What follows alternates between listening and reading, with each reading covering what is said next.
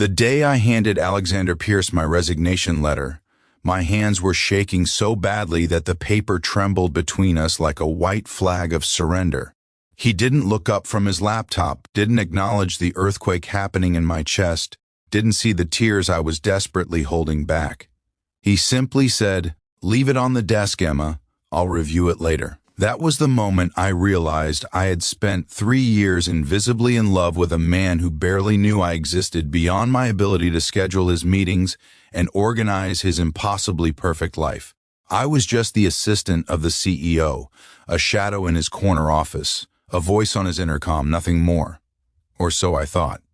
If you believe in second chances, in the power of kindness, and in love stories that sneak up on you when you least expect them, please hit that like button, drop a comment below, and subscribe to our channel. Your support means everything, and trust me, you'll want to stay for this journey. My name is Emma Charlotte Hayes, and I became Alexander Pierce's executive assistant 3 years ago when I was 25, fresh out of business school with more ambition than sense. Pierce Technologies was Manhattan's golden child, a software empire built by a man who was only 32 but already legendary for his brilliance and his ice-cold demeanor. Alexander Pierce was everything the business magazines said he was, devastatingly handsome with those steel gray eyes that could dissect a problem in seconds, ruthlessly intelligent and emotionally unavailable in a way that made him both intimidating and magnetic. Working for him meant 18-hour days, canceled plans, cold coffee at midnight, and the constant pressure of perfection. It also meant watching him from across mahogany desks and glass conference tables, memorizing the way he ran his fingers through his dark hair when he was frustrated, noticing how his jaw tightened when a deal went south, and falling hopelessly, stupidly in love with someone who saw me as nothing more than an efficient machine. I never meant for it to happen. Love wasn't part of my carefully constructed 5-year plan, but somewhere between learning how he took his coffee, black with 1 sugar, no exceptions, and staying late to proofread his presentations because I knew he wouldn't sleep until they were perfect, I crossed a line I couldn't uncross.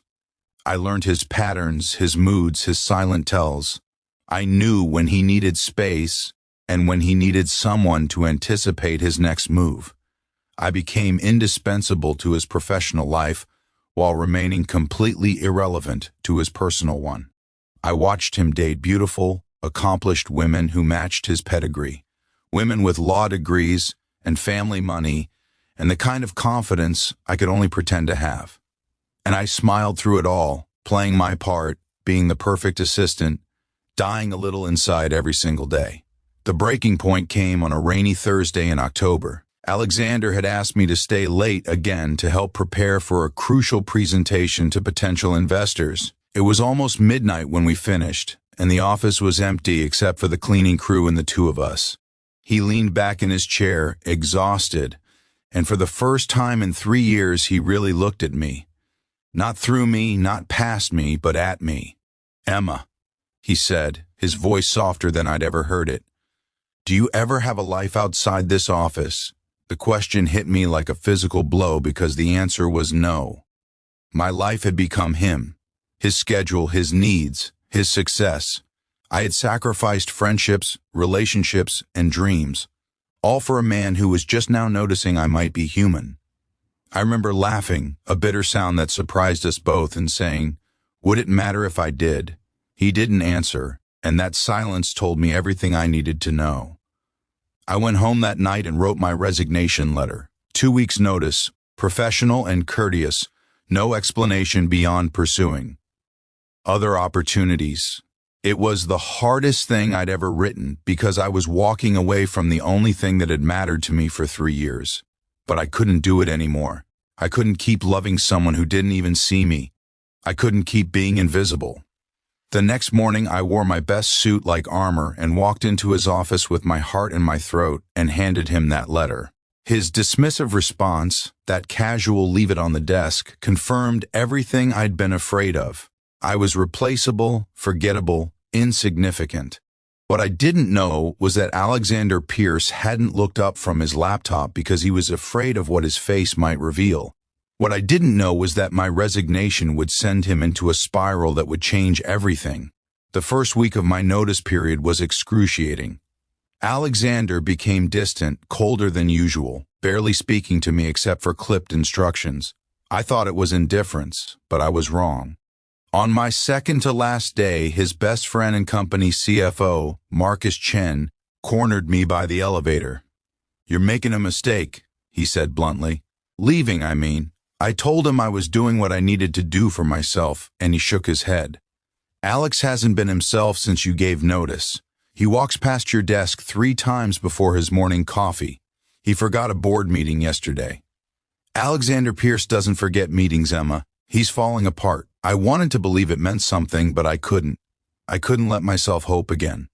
My last day arrived with gray skies and the smell of rain. I packed my desk in silence, 3 years condensed into a single cardboard box. Photos, a coffee mug I'd bought myself, the fountain pen Alexander had given me as a Christmas bonus, a small succulent that had somehow survived my care. I was almost done when Alexander's office door opened. He stood in the doorway and he looked wrecked. His hair was disheveled, his tie was loose, and those gray eyes were red-rimmed and desperate. "Don't go," he said, and his voice cracked on the words. "Please, Emma, don't go." I set down the box because my hands had started shaking again. "Mr. Pierce, we've been through this. I've already accepted another position." It was a lie, but he didn't need to know that. He crossed the distance between us in 3 long strides, and suddenly he was right there, close enough that I could smell his cologne, close enough to see the panic in his eyes. "I can't let you walk away without telling you the truth," he said. "I've been a coward, Emma. I've hidden behind professionalism and titles and corporate hierarchy because I was terrified of what it would mean to admit how I feel about you. You're not just my assistant. You've never been just my assistant. You're the first person I think about when I wake up, and the last person I think about before I sleep. You're the reason I come to the office early and stay late. You're the one who makes impossible days bearable and good days extraordinary. I've been in love with you for 2 years, and I've been too afraid and too stupid to do anything about it." I couldn't breathe. The office spun around me. 3 years of pain and longing colliding with words I'd never dared to hope I'd hear. "You're saying this because I'm leaving," I whispered. "You're saying this because you don't want to train someone new." He flinched like I'd slapped him. "I'm saying this because I can't lose you. I'm saying this because watching you pack that box is killing me. I'm saying this because I've wasted 3 years being a coward when I could have been loving you out loud instead of in silence." The tears I'd been holding back for so long finally spilled over. "You never saw me," I said, and my voice broke. "You looked through me every single day. You dated other women while I organized their birthday flowers and made their dinner reservations. You made me invisible."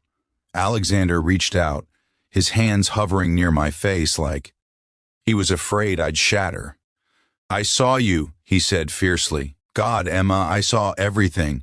I saw you stay late when you had plans because you knew I needed help. I saw you remember my mother's birthday when I forgot. I saw you negotiate with impossible clients and make them love you. I saw you bring sunshine into a sterile office and kindness into a cutthroat industry. I saw you, and I fell in love with you, and I convinced myself that keeping you as my assistant was better than risking you as something more and losing you completely. I was wrong. I was so wrong." He cupped my face in his hands, his thumbs wiping away my tears. "I don't deserve you," he continued. "I don't deserve your forgiveness, or your time, or another chance. But I'm asking anyway because losing you is not an option I can live with. Stay. Not as my assistant, as my equal, as my partner, as the woman I want to wake up next to for the rest of my life. Help me build something better than this company, something real and messy and beautiful. Give me a chance to love you the way you deserve to be loved." I stood there in that corner office where I'd spent 3 years making myself small, and I made a choice, not the safe choice, not the easy choice, but the brave one. I kissed him. I kissed Alexander Pierce right there, surrounded by moving boxes and resignation letters and 3 years of unspoken longing, and it felt like coming home. He kissed me back like a man who'd been drowning and finally found air, desperate and gentle and full of promises. The resignation letter ended up in the shredder. I didn't stay as his assistant. Instead, Alexander created a new position for me as Director of Strategic Initiatives, a role that utilized my business degree and gave me a seat at the table I'd been serving. We took things slowly, dating properly, learning each other outside the confines of our professional relationship. He met my family in Connecticut, charming my skeptical father and making my mother cry happy. Tears. I met his mother in the Hamptons, a fierce woman who told me she'd been praying someone would crack her son's carefully constructed armor. 6 months later, Alexander proposed in the same corner office where everything had almost ended, getting down on one knee during a late-night work session and asking me to be his forever, not just his colleague. I said yes before he finished the question. If this story touched your heart, if it reminded you that love can surprise us in the most unexpected places, please like this video, share it with someone who needs hope, and leave a comment telling us about a time when someone finally saw you for who you really were. Your stories inspire us. Now, here's what I want you to remember. Being invisible doesn't mean you're worthless. And sometimes the people we love are just as scared as we are. Sometimes the love story isn't about grand gestures or love at first sight. Sometimes it's about the quiet moments, the daily choices, the courage to walk away, and the even greater courage to stay when someone finally asks you to. Before we end, please drop a comment below about what you felt during this story. We read every single one. I was just the assistant of the CEO. Then I became his love story, his partner, his equal, his wife.